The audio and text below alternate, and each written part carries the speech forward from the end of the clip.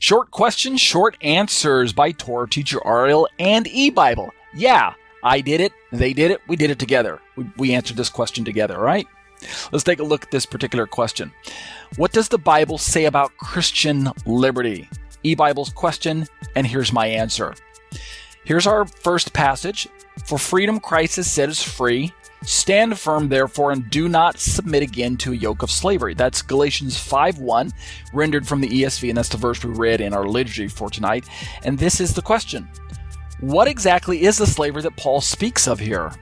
We know that to be in Messiah is to be truly free. We can recall Yeshua, Jesus' declaration from John 8:36, where he says, "If the Son, therefore, shall make you free, you shall be free indeed." That's rendered from the King James Version. I like that rendering. How is it then that these Galatian Gentiles wish to return to the slavery that marked their former manner of life? Why would they want to do that?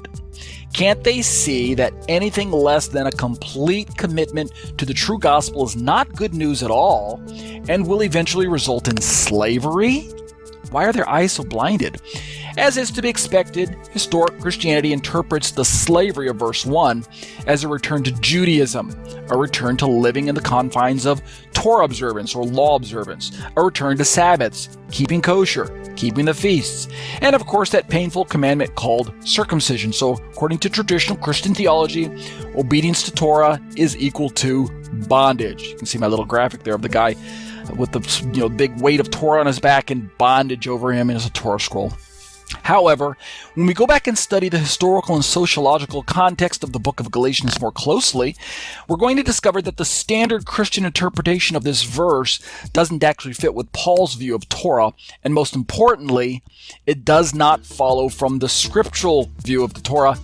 What is the biblical view of Torah? When we read it, here's what we're going to find.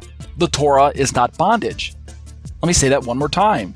The Torah is not bondage. However, if one places their trust in ethnicity and or Torah obedience, then that person is truly a slave to their old nature, whether they know it or not. And that, of course, is something that we have to reckon with when we're reading through passages like this. The battle lines were actually being drawn not between the relevance of Torah versus the relevance of Yeshua, as I understand the passage.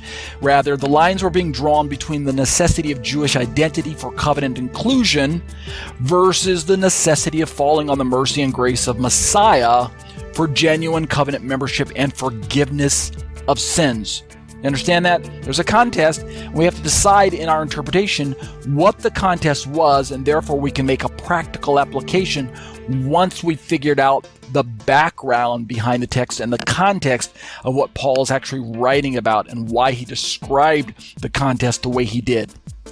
Paul doesn't need to denigrate the Torah by calling it a yoke of slavery, because that's actually not the focus of the argument in the first place, even though those are the words. As we shall see in the next verse, which is needed to develop the context of verse 1, circumcision is the fulcrum by which membership into first century Israel was being weighed. Now I know some of you are saying, but Ariel, circumcision is a commandment. It's Torah. I know. Hang on, we have to define this word circumcision. So let's do that first. The Galatian Gentiles were at the crossroads of decision. Would they invest their faith in Jewish ethnicity? Or would they invest their faith in Jesus Christ, the one who died and rose again? Look at Galatians 2:21. I do not nullify the grace of God, for if righteousness were through the law, then Christ died for no purpose. Notice the verbiage. Now compare Galatians 5:2. Look, I, Paul, say to you that if you accept circumcision, Christ will be of no advantage to you. All right, why did I bring these two verses up? Let's notice something. In 2:21, it's Christ versus the law. That's the verbiage that's being described. But in 5:2, it's Christ versus circumcision. So, after studying the Jewish background of Paul's life and knowing his propensity for carefully reasoned arguments, it should be amply clear that Paul did not mean Torah observance when he used the word law in Galatians 2:21. Yeah, I bet you didn't know that. And that's how we're going to have to develop the context. By the same token, it should be amply clear that he does not simply mean physical circumcision when he uses the word circumcision in Galatians 5:2. I bet you didn't know that either. All right, let's put these two back together and we'll see this. I'm going to flesh this out in my commentary, so don't worry if you're a little challenged or confused at this point in time.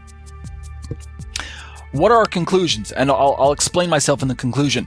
In Galatians 5:1 and 2, as well as Galatians 2:21 that we read earlier, Paul states that if the Galatians wish to continue down the road constructed by those false teachers, the road described by these terms of first century Judaism as the law, under the law, works of the law, and circumcision, all of those terms kind of work together.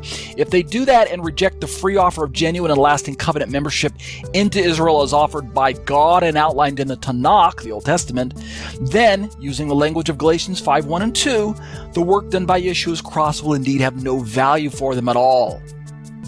I know I have to pause there and kind of let you guys digest that.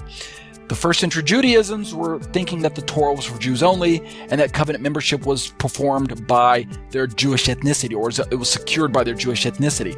So that's the road of decision that these Gentiles had to contend with.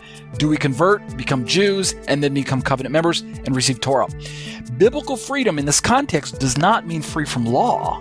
Again, knowing that Yeshua set us free from sin, its proclivities, its bondage, and its ultimate penalty helps us to understand Paul's teachings on this subject. It's the context of what Paul's talking about when he refers to freedom. The paradigm set by the Exodus narrative teaches us that sin, which is bondage, prevents us from truly worshiping God the way he deserves to be worshiped. Speaking for God, Moses said, "Let my people go so that they may serve me." Go back and read your Bibles again to the book of Exodus. That's the paradigm of bondage. Once Yeshua makes us alive in him and sets us free, we are then free to worship God properly without the fear of condemnation or bondage to sin. Do you understand the paradigm now? We're free to worship God. And what does that freedom look like? It's not free from obligation to God. It's now free too. This means that we're free to walk into Torah the way God intended it to be walked out. What does that look like? It's an imitation of Messiah by the Spirit and to the glory of God the Father. Amen. Amen. Check out my podcasts, which are available on iTunes. You can search for me in the store under the search term Ariel Hanavi. But if you prefer to watch your theology, check out my YouTube channel, subscribe to my YouTube channel, and click the bell for notifications. New content is added weekly or even daily.